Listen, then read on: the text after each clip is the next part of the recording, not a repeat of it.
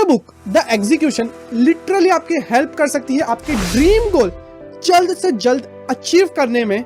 मैंने पिछले 2 सालों के अंदर 105 से भी ज्यादा बुक्स पढ़ी, बट इतनी वैल्यूएबल बुक अब तक नहीं पढ़ी, क्योंकि दुनिया के 90% लोग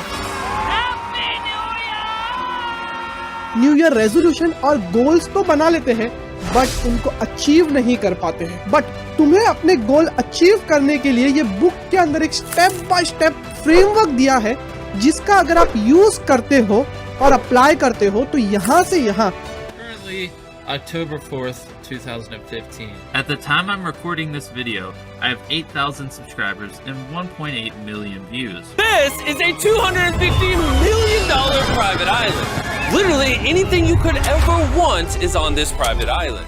और यहाँ से यहाँ तक पहुँच सकते हो, और यही फ्रेमवर्क का यूज करके मिस्टर बीस्ट 200 मिलियन सब्सक्राइबर के साथ दुनिया का सबसे बड़ा क्रिएटर बना।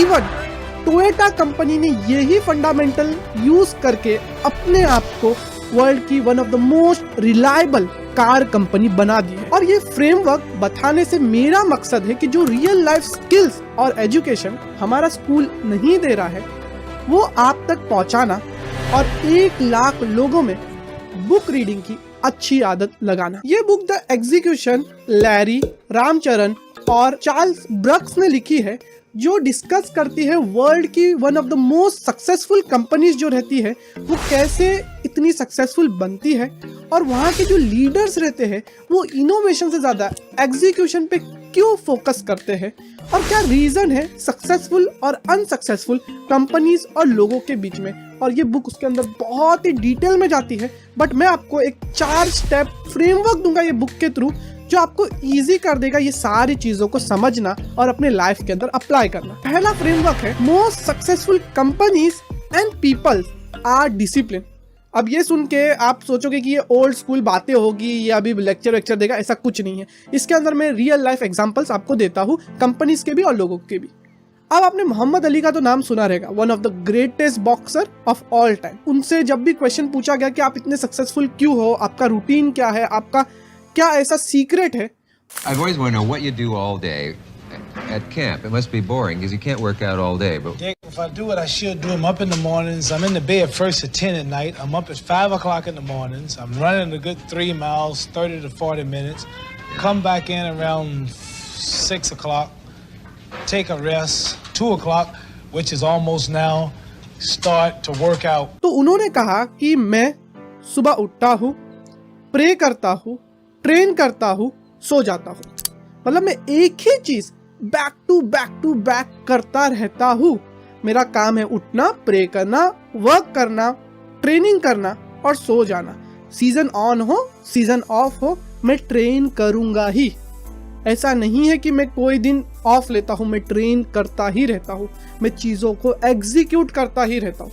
ये बात तो हम 60s एंड 70s के द ग्रेटेस्ट बॉक्सर की बात कर रहे हैं। चलो आज की जनरेशन जो मेरी जेन जी जनरेशन है उसके तरफ आते हैं। मिस्टर बीस्ट आपको पता ही रहेगा, one of the most successful creator of all time. उनसे बड़ा क्रिएटर आज तक इंटरनेट ने या फिर यूट्यूब प्लेटफॉर्म ने नहीं देखा होगा, इतने बड़े creator.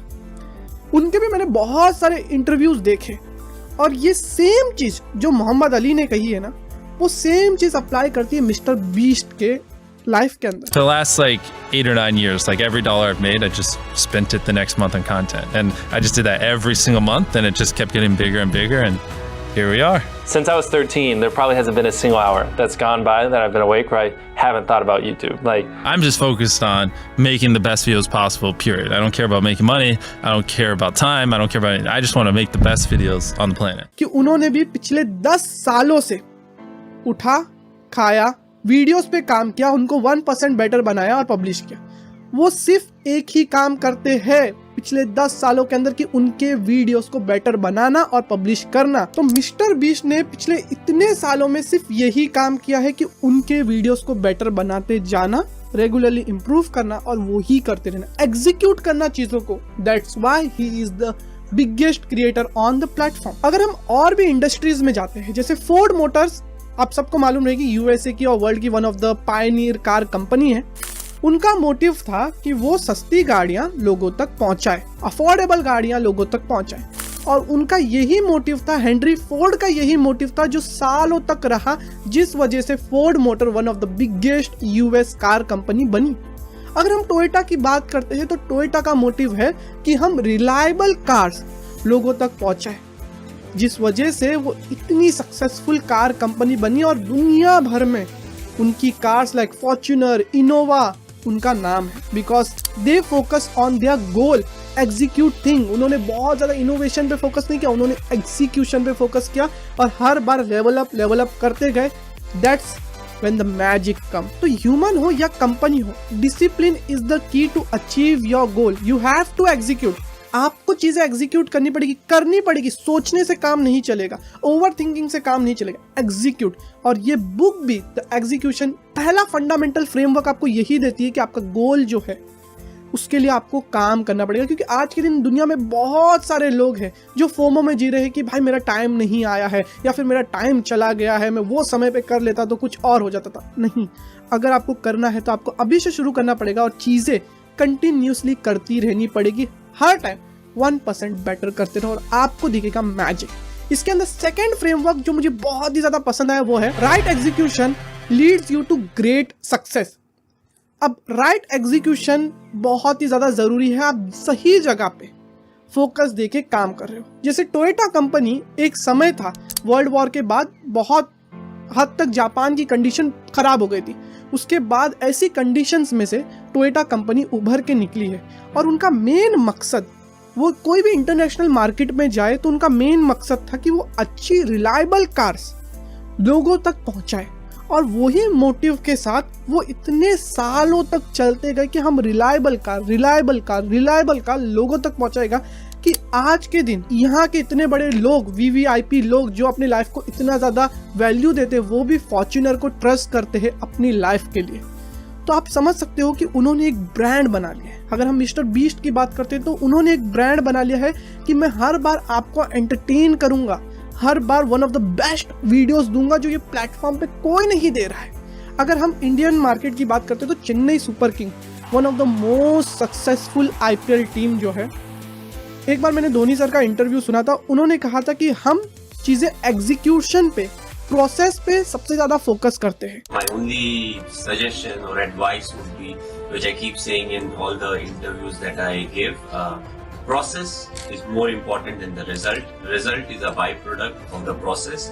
But in today's world, we are so much focused about the result that we get away from the process. चाहे हम मैच जीते या ना जीते, हम प्रोसेस पे फोकस करते हैं, चीजें एग्जीक्यूट करने पे सबसे ज्यादा फोकस करते हैं। मैच के बीच में, मैच के पहले और मैच के बाद इवैल्यूएट करते हैं कि हमने कहाँ गलती की थी और नेक्स्ट टाइम प्रोसेस को बेटर करते हैं, एग्जीक्यूशन को बेटर करते हैं। That's why they have become one of the most successful IPL franchisee in IPL history.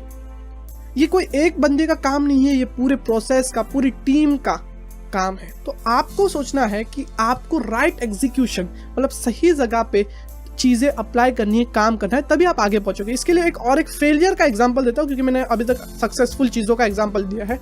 Sahara company, एक टाइम था अर्ली 2000s में कि सहारा कंपनी इंडिया के अंदर बहुत ज्यादा सक्सेसफुल हो रही थी, बहुत बड़ी हो चुकी थी, लेकिन उन्होंने बहुत सारी मल्टीपल इंडस्ट्रीज में जाके अपना काम करना शुरू कर दिया, जिस वजह से थोड़े समय बाद वो बहुत ही ज्यादा नीचे गिरने लग गई और एक बहुत बड़ा स्कैम बन गई ओवर द टाइम। बिकॉज उनके पास राइट एग्जीक्यूशन नहीं था, उनके पास एक गोल नहीं था, वो मल्टीपल इंडस्ट्रीज में जाते जा रहे थे, लेकिन उनका एक भी इंडस्ट्री में पकड़ नहीं थी। इसलिए सहारा और रिलायंस जो अनिल अंबानी की थी वो फेल हुई, because they got into multiple industry और उनके पास एग्जीक्यूशन नहीं था।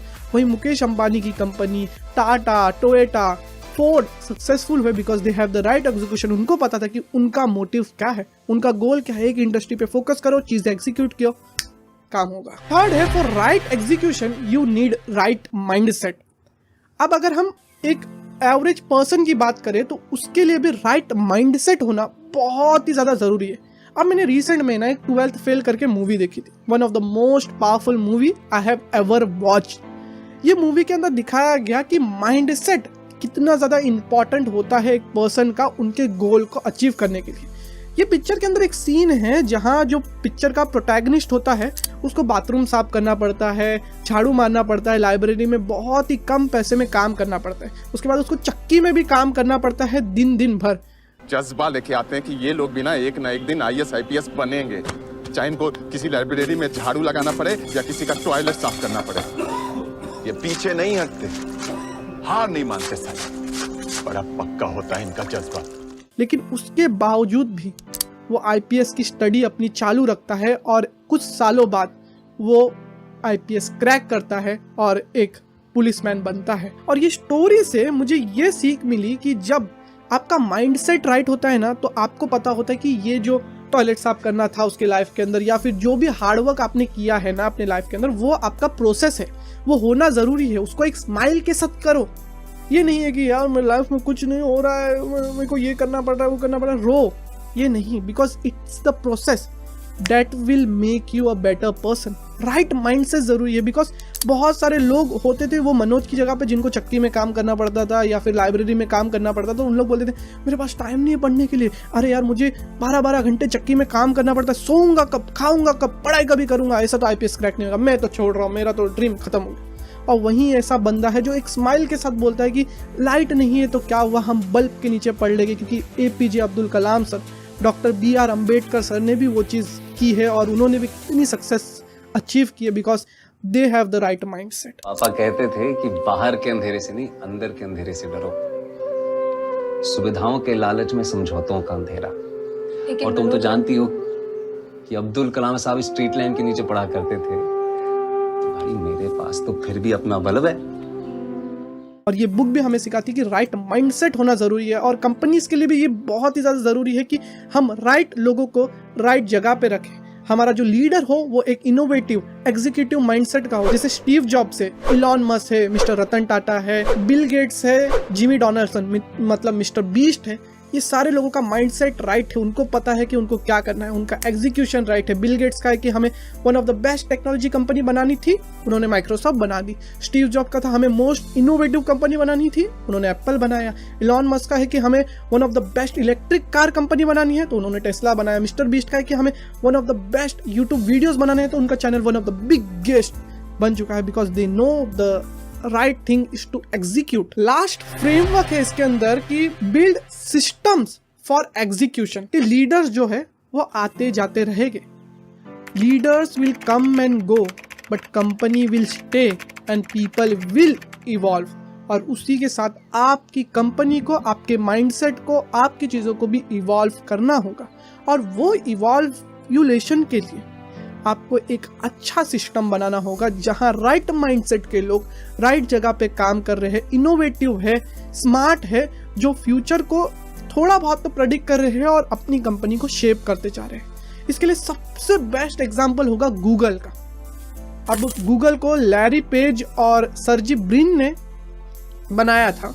वो एक बहुत ही कम उम्र के थे और उन्होंने एक सर्च इंजन की इतनी बड़ी कंपनी बनाई, लेकिन उसके बाद उन्होंने राइट माइंडसेट के लोगों को लेके आया, जिसके बाद वो search engine, cloud space, technology और भी अलग अलग इंडस्ट्री में गए। और आज के दिन सुंदर पिचाई को भी लेके आके अल्फाबेट का हेड बना के मल्टीपल इंडस्ट्री में फोकस कर रहे हैं। और अल्फाबेट मीन्स गूगल को एक $1 ट्रिलियन कंपनी बनाने में सुंदर पिचाई ने और भी उनके राइट माइंडसेट के राइट एम्प्लॉय ने मदद की है। और अगर हम इंडियन पर्सपेक्टिव्स में आएंगे तो टाटा इसका परफेक्ट एग्जांपल है।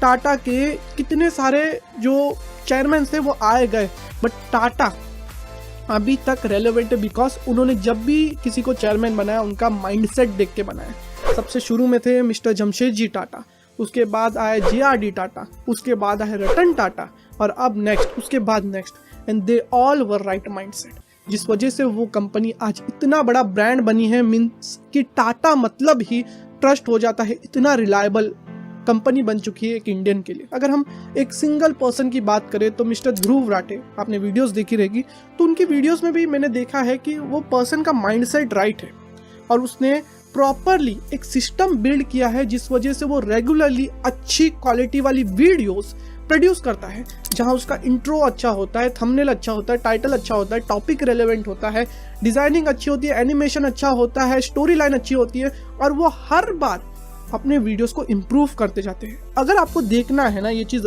रियल में, तो आप उनकी 6 महीने पहले की वीडियो, 1 साल पहले की वीडियो, 1.5 साल पहले की वीडियो देखो, और अभी जो नेक्स्ट वीडियो आएगी ना वो देखो। कितना ज़्यादा अंतर दिखेगा आपको थंबनेल में, टाइटल में, स्टोरी टेलिंग में, एनिमेशंस में, साउंड डिजाइनिंग में, बोलने के तरीके में, and many more, because they have improve regularly by building right system. क्योंकि एक पर्सन घूमते हुए, व्लॉग्स बनाते हुए इतनी अच्छी रिसर्च करके वीडियोस नहीं निकाल सकता है अगर अकेले की बात हो तो।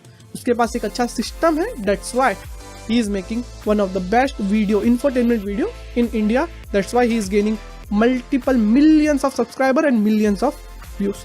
तो विश करता हूँ ये 4 फ्रेमवर्क आपको बहुत ज़्यादा मदद करेंगे अपने ब्रांड को पर्सनली और अपने बिजनेस को आगे बढ़ाने के लिए, अपने गोल्स को अचीव करने के लिए। बिकॉज आप IPSC स्टूडेंट हो, यूट्यूब कर रहे हो, नीट की, JEE की प्रिपेयर कर रहे हो, तो आपको पहली चीज़ है कि एग्जीक्यूशन, कि आपको JEE क्रैक करनी है, UPSC करना है या फिर यूट्यूब करना है। तो गोल आपका सिंपल होना चाहिए, मुझे स्टडी करना है या फिर मुझे वीडियोज़ बनाना है। स्टडीज़ 8 घंटा मुझे कैसे भी करना है रेगुलरली, ये आपका गोल होना चाहिए। उसके बाद होगा कि आप उसके लिए सिस्टम्स बनाओगे, आपको अपना माइंडसेट राइट करना पड़ेगा, फिर जाके आप वो चीज़ अचीव करोगे जिससे आप अपना एग्जीक्यूशन राइट कर सकते हो। मिलता हूं मैं आपसे अगले वीडियो में, तब तक के लिए बाय बाय।